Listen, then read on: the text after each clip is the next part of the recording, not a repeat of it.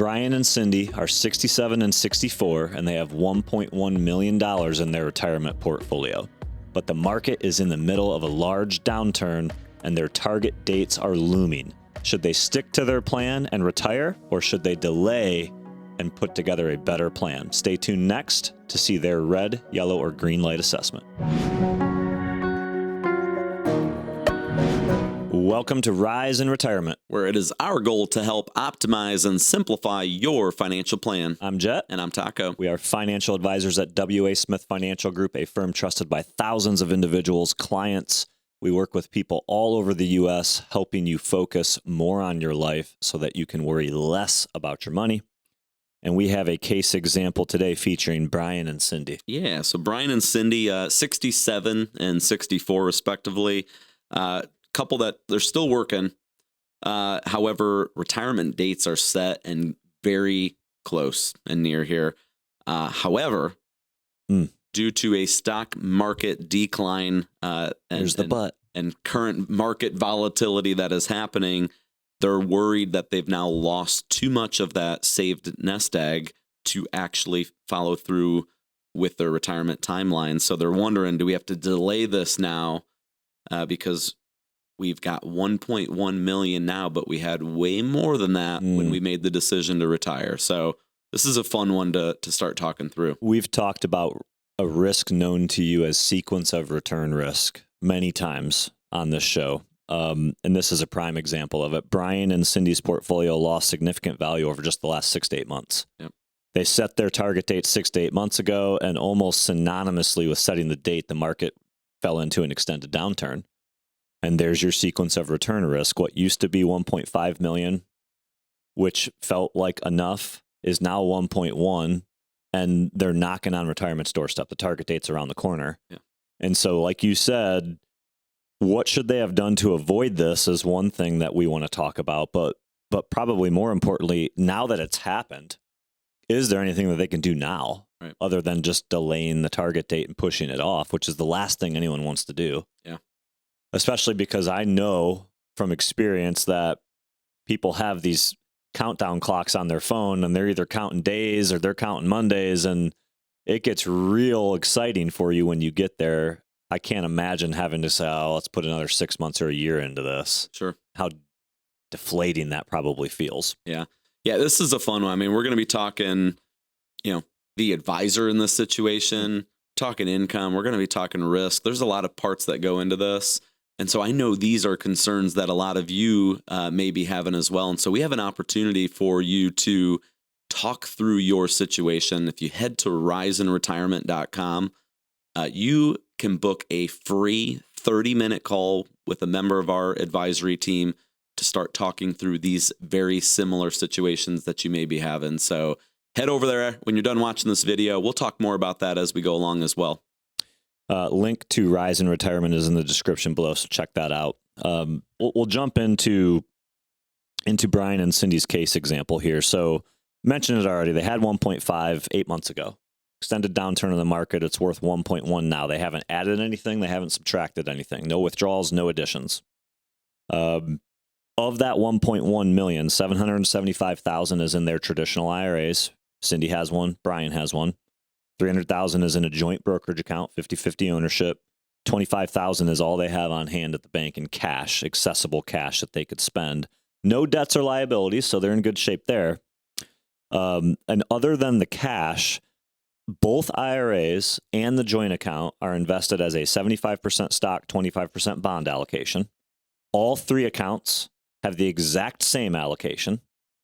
And they're working with a financial advisor who's charging them 1.25% annually to manage the allocation. Yet, for many years now, in working with this advisor, the allocation has been exactly the same. Not a single change has been recommended or made. Yep. And there is no proactive discussion going on. So if you set aside the thought of maybe we shouldn't retire because our portfolio was here and now it's here, there's also very likely some concern about the style of advice or the planning that, or lack thereof, that is being done for them. I think Brian and Cindy are lacking confidence in the financial professional that is set to help them do this. Yeah, supposed to be the one guiding them to these glorious days. And so their goal at the end of the day is to retire soon. That was the goal. Start taking a withdrawal from their portfolio, from their nest egg, to supplement their income sources that they have access to. They want to live comfortable. Mm-hmm. You're going to hear their income need, and you're going to go, oh, gosh, how do you spend that much money? Because they do. Plain and simple. They like to travel. They like to do all these different things. So they want to continue that lifestyle with no changes in retirement. And they want to leave some money to kids and grandkids if possible. That'd be nice. It's not a priority they want to go out of the way for, but it's something they would like to see. They've always been comfortable with the risk that their advisor put them into.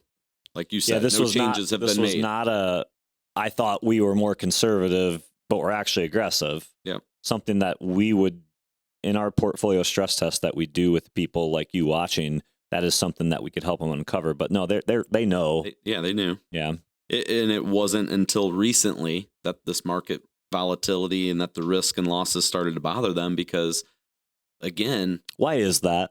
It's because you saw 1.5 million. You got a statement one day that said, "Oh gosh, we have 1.5 million, honey. We're in great shape. Let's put in that retirement date." And all of a sudden, you get a statement that says 1.1, and you think, "Gosh, what could we have done with 400,000? Are we okay now?" Yeah, that's the conversations that are being had at home. Is, can we do this now? We just lost 25% of our total, which leads to, what if this market extends down another 6 months or 8 months beyond this? And what if the growth takes years to come back? I mean, remember 2008, Brian? Right. Remember 2008, Cindy? It took 4 to 5 years for people who didn't sell to get back to even. Do we have that kind of time? Are we translation, can we take a withdrawal and spend our money confidently the way we want to, with that being our scenario and that being a potential future that we could be living through while we're taking withdrawals? Yep. That's where the scare comes in, if you ask me. Yeah. And so that's the objective now is, hey, how do they gain control? How do they get back on track? Can they retire?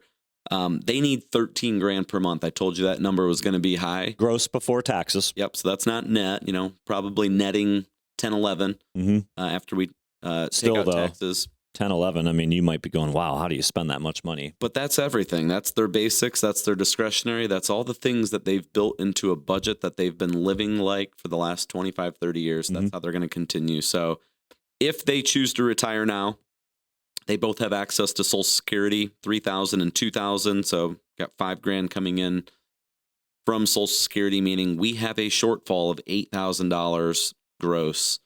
$96,000 per year, which is now a withdrawal rate of roughly 8.7%. What would that withdrawal rate have been before they lost the money? Yeah, so prior to the downturn, when they made that decision with the 1.5 million, we were looking at about just over 6% withdrawal rate annually at that time. Yeah, so the withdrawal rate went up 2+% Yeah. in 6 to 8 months. Yeah. They didn't have lofty legacy goals, if you recall. So 6.4, I think if we're looking at that, it's, hey, there's a lot of planning that needs to be done to make sure that we're on a good track. But they were there, right? And they don't want to leave a bunch of money behind. So it was more, hey, we need cash flow. And I think they were in a spot to do that. Let me ask you a question. As a veteran financial planner who we've been doing income planning for our entire careers here at W.A. Smith, this exact type of case, different ins and outs to each case, obviously. In this scenario, someone prior to them going from 1.5 down to 1.1, they have 1.5 million. You're looking at a withdrawal rate of 6.4%. Does that scare you? Again, it depends on the needs or the end goals, and if they're willing to do planning. No, it doesn't scare me. Knowing that they do not have lofty legacy and estate goals, does it scare you? No, I think, we talk red light, yellow light, green light all the time, right? Mm-hmm. I think that scenario before the market downturn was probably a yellow with hey, we just need to do some proper financial income planning now, and we'll get to a green light over time. Yeah, over time. And so, no, I don't. It wouldn't have scared me at all. Their withdrawal rates basically ballooned. So the key point here, before we jump into what could they have done, what should they do now, the withdrawal rate has ballooned, and I think, mentally speaking, they're where they should be. I think this is a question or a concern that they should be having. If they have it in their power, how firm are those target dates? Right. Have they told their employer, is the date set? Has their replacement been hired? I mean, think of all the logistical things that go on with leaving a workforce if you've been at a career for X amount of years. Do they have the ability to change course, or is it too late? So those are things that need to be discussed. But ultimately, we want to get into what should they have done first? What could they do now? What could they do in the future? We mentioned risingretirement.com earlier. Head over to risingretirement.com, link in the description below. Book that 30-minute phone call. If you want to talk about your specific scenario with a financial advisor, that is a perfect way to start. It's free, no obligation, complimentary. As part of our process, things like a portfolio stress test to understand what your actual risk level is inside your portfolio and how it matches up to what your risk tolerance level is. Let's understand that for the first time in some cases, better than you ever have before. I think we have an issue here with Brian and Cindy of the type of advisor they're working with. There's a free guide on how to hire the right financial advisor. These are neat things that you can go to risingretirement.com and get access to. Make sure to check it out. Yeah.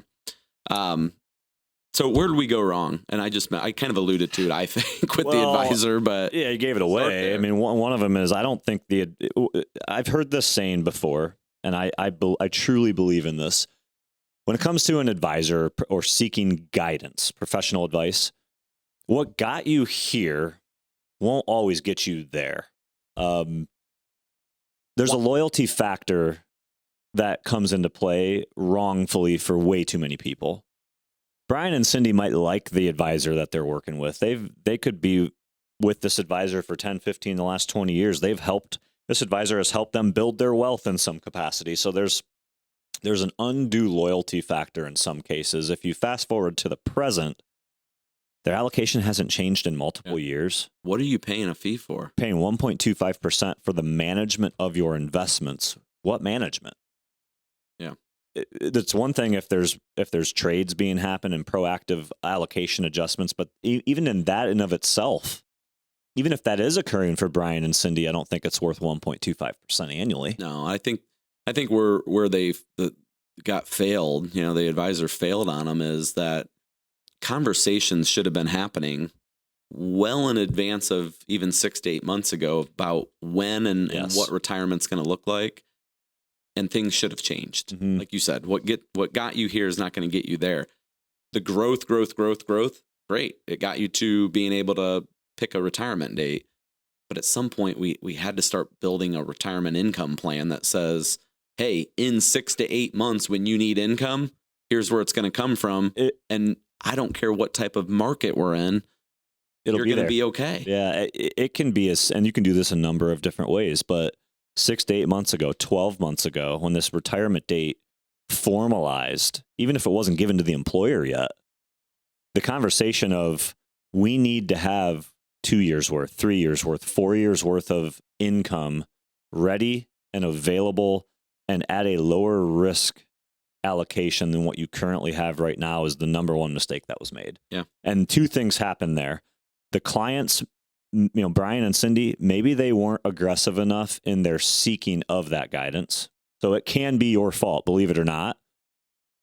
If you have a good financial professional, advisor, financial planner, it should never be on you. Yeah. That's the way I believe it. The advisor should be the one guiding that conversation. So whether you're thinking about it or not, if it's not brought to your attention and adjustments aren't suggested, if needed, because they're not always needed, right? But the conversation absolutely at least has to take place. Yeah. And it never did. A foundation for income has to be there. And so bottom line is, unfortunately, Brian and Cindy are getting a red light here. Yeah. Because I'm, as an advisor, a withdrawal rate of over 8% day one heading into retirement. At their ages, they have a long life to live in a dicey market. In a dicey market, which is a market that you typically don't want to start making changes now. But it's a red light, because I think the sustainability of that is a big challenge, and there's a lot of variables now that could, we talk about this. A big market recovery quickly could get them right back on track and back into a yellow-green.